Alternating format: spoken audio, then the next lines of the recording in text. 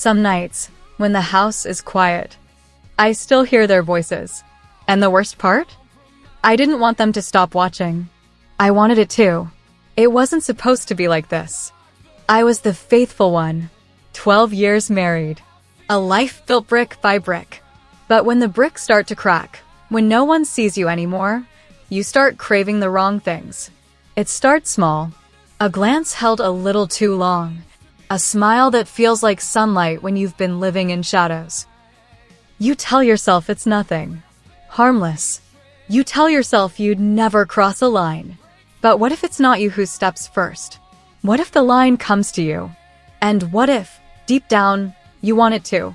I didn't walk into that room planning to betray anyone. I walked in carrying an emptiness I couldn't name. And they saw it. They saw me. And when they kept watching, I didn't turn away. I wanted more. That's what I'm here to tell you. Not a story of innocence. Not a story of blame. But a story of what happens when loneliness is louder than loyalty. And if you think it couldn't happen to you. I thought the same. Subscribe to Heartfelt Tales Unfold. Because some stories, the ones we hide the deepest, are the ones we all need to hear. I used to love hearing Mark laugh with his friends. Back when things were simpler, when the sound of their voices filling the house meant we were alive, connected. I'd spend hours setting out snacks, lighting candles, making sure the living room looked just right. I wanted him to be proud. I wanted us to be seen. Now their laughter feels like a reminder of everything I've lost. It's been 12 years. 12 years since I said yes to forever. But forever starts to feel very long when you're lonely inside it. Mark used to see me. Really see me. Now he sees his phone. He sees contracts.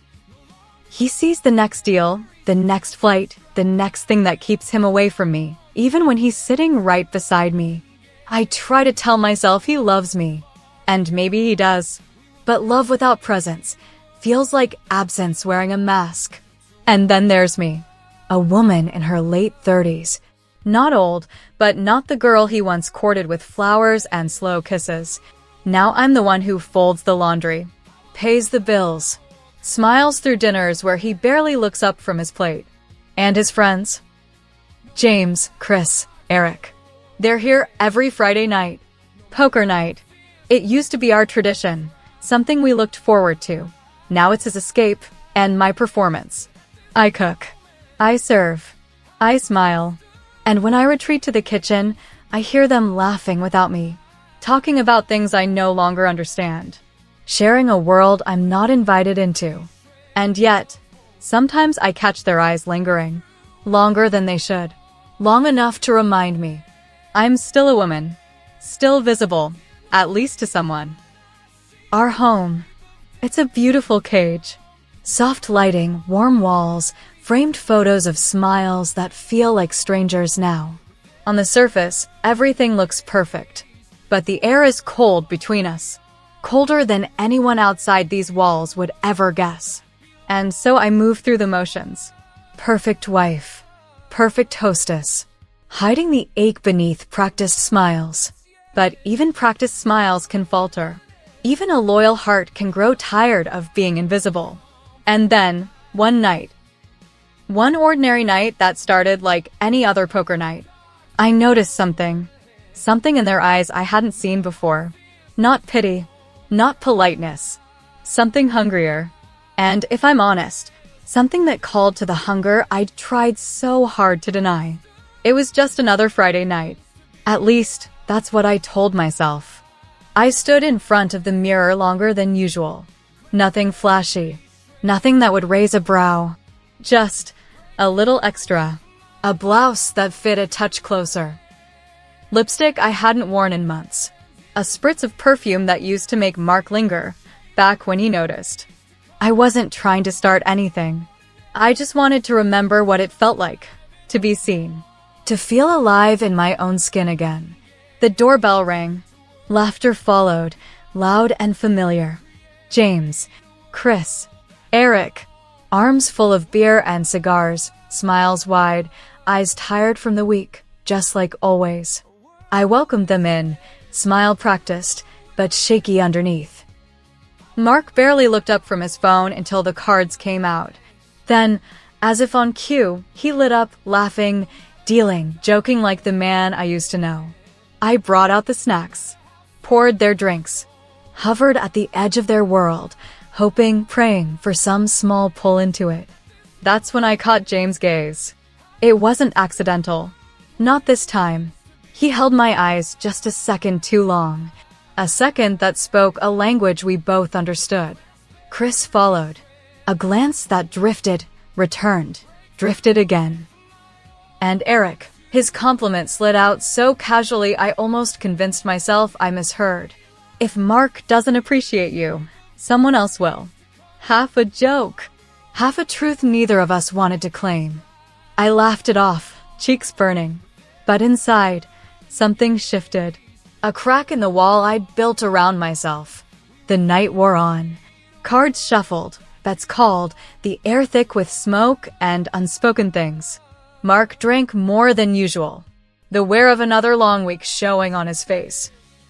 By midnight, he was slumped back on the couch, glass in hand, lost to the world. I stood, ready to gather the empty bottles, to escape upstairs before the ache inside me grew too loud. That's when I heard it. Stay. Have a drink with us. James' voice, low and inviting. I hesitated. The air felt different now, charged, uncertain. I should have gone upstairs. I should have left it all behind. But I didn't. I told myself it was harmless. Just company. Just conversation. But something inside me stirred. A part I'd tried so hard to silence. And when I sat down, that's when everything began to blur. I can still feel that chair beneath me. Hardwood, cold leather, and yet, in that moment, it felt warmer than my own bed. The three of them sat there, cards forgotten, drinks in hand, eyes a little too steady. And me, sitting across from them, heartbeat loud in my ears. I kept telling myself, it's nothing, just a drink, just talk. But something in the room had shifted. The air felt heavier, slower, thick with things no one dared say aloud. James leaned forward, pouring me another glass. For the lady of the house. His fingers brushed mine, just for a second, but long enough. Long enough to set a spark crawling up my arm. I should have moved my hand. I should have gotten up right then and there. But I didn't. I sat there. I let them look. And God help me, I let myself enjoy it. Chris smiled, his gaze resting on me a little longer than before. You don't know how lucky Mark is. His voice trailed off, eyes saying the rest. That should have been my cue to go. A warning loud enough to drown out every ache inside me. But my heart, it wasn't pounding from fear. It was pounding from something else. From being seen. For the first time in what felt like forever. Mark hadn't looked at me that way in years.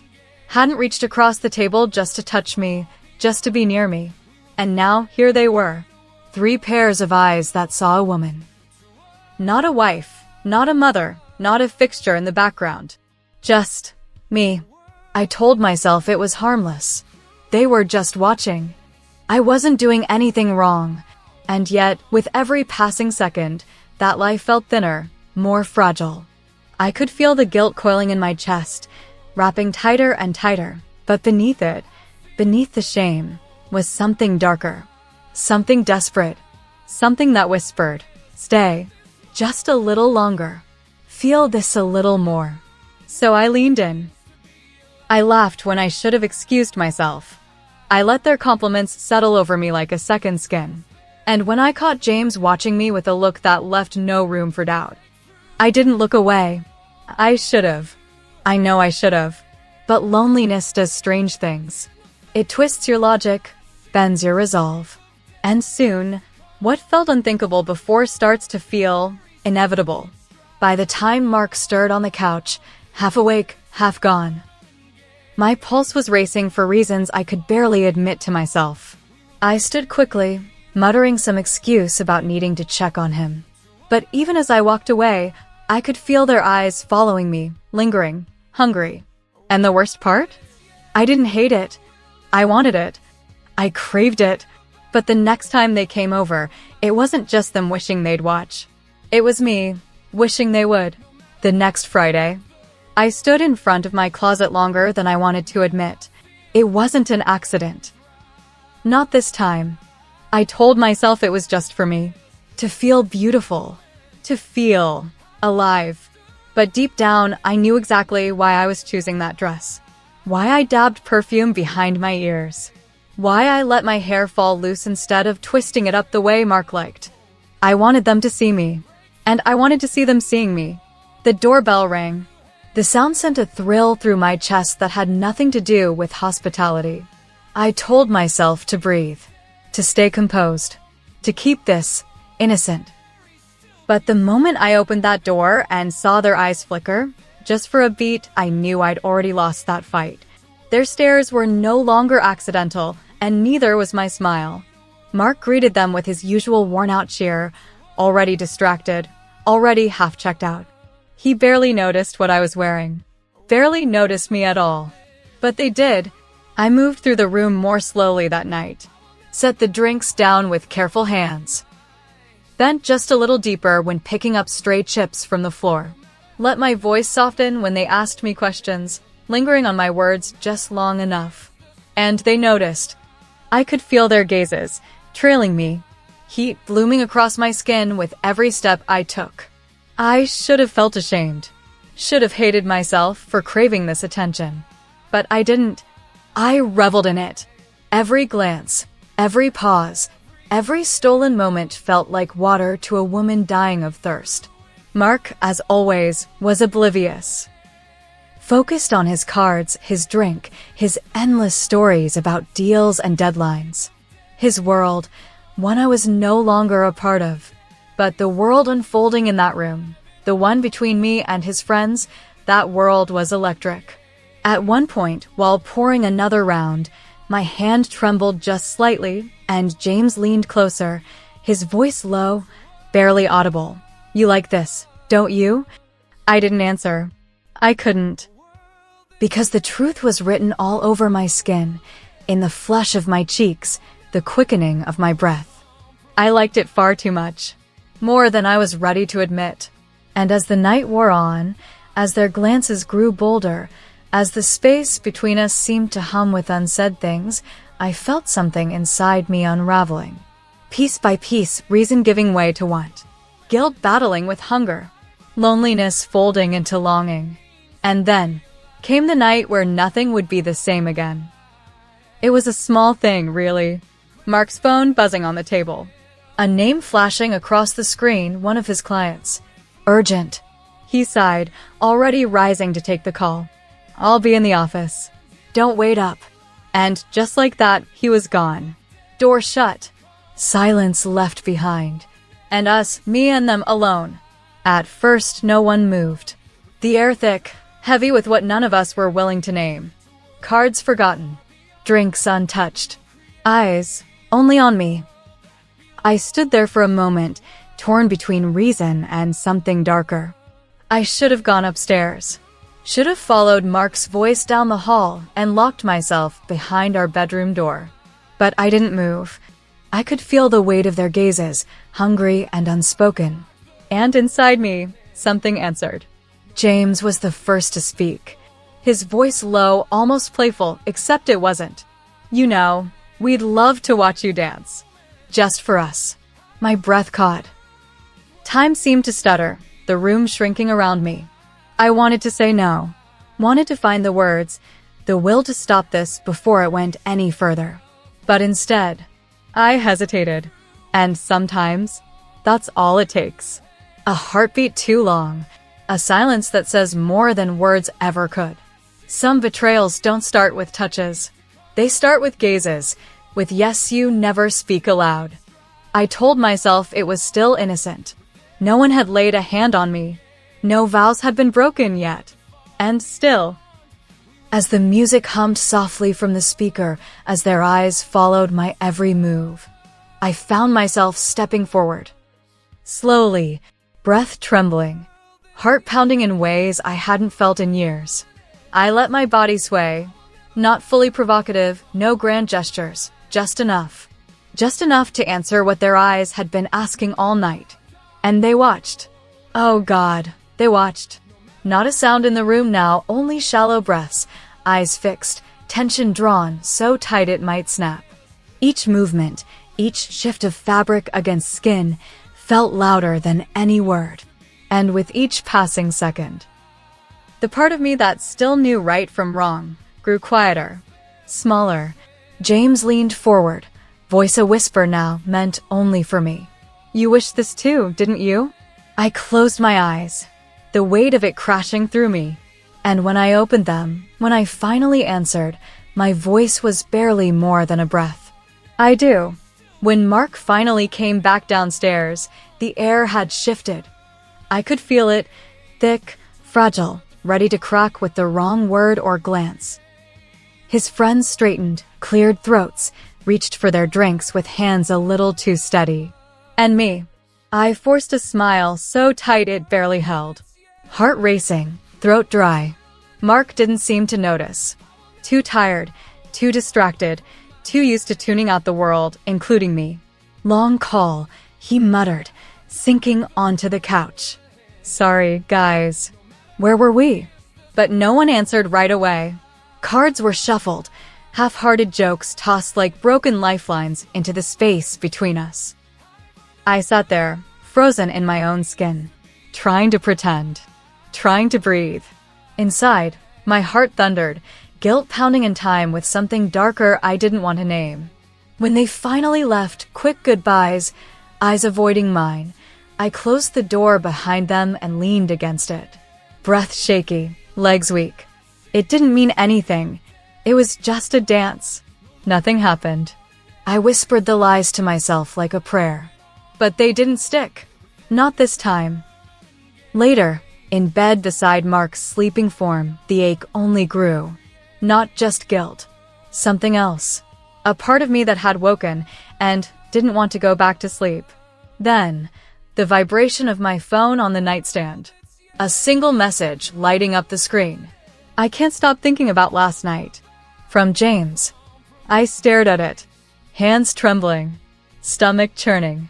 But beneath the guilt, beneath the shame, was something darker. Excitement. I hated that I felt it. Hated the warmth that bloomed beneath my ribs at those words. But I couldn't deny it, and neither could they. The next poker night, the way they looked at me had changed. No more casual glances. No more polite smiles. Now, their eyes held something else. Something bolder. Hungrier. And me? I wore my best mask. Perfect wife. Perfect hostess. But inside, every nerve buzzed. Every step felt choreographed in a dance I wasn't sure I could stop. Mark noticed something. How could he not? Everything okay? He asked once, brow furrowed. They seemed different tonight. I smiled, kissed his cheek, lied through my teeth. They're just tired. Long week, that's all. But we both knew it wasn't true. And then, one of them asked me for something more. I never touched them. Not once. But sometimes, the watching is worse. Sometimes, it's the yes you never speak that stains you the most. I told myself that, over and over. As if repeating it would somehow make it true. As if that line, thin as it had become, still meant I hadn't crossed it. But every time I replayed that night, every time their eyes returned in the dark hours when sleep refused to come, I knew better. I asked myself, was I still faithful? Or had I already crossed the line? And the answer I feared most was the one I couldn't deny. The guilt grew like a shadow inside me, stretching longer with every passing day. But so did something else. Something far more dangerous. The fantasies. They came unbidden. In the shower. In the kitchen. Lying beside Mark while he scrolled through another screen, another life that no longer seemed to include me. I would see James' eyes, hear the way Chris' voice dipped when he spoke my name, feel the weight of that question lingering in the air. You wished this too, didn't you? And I'd burn with shame. And with longing. Mark never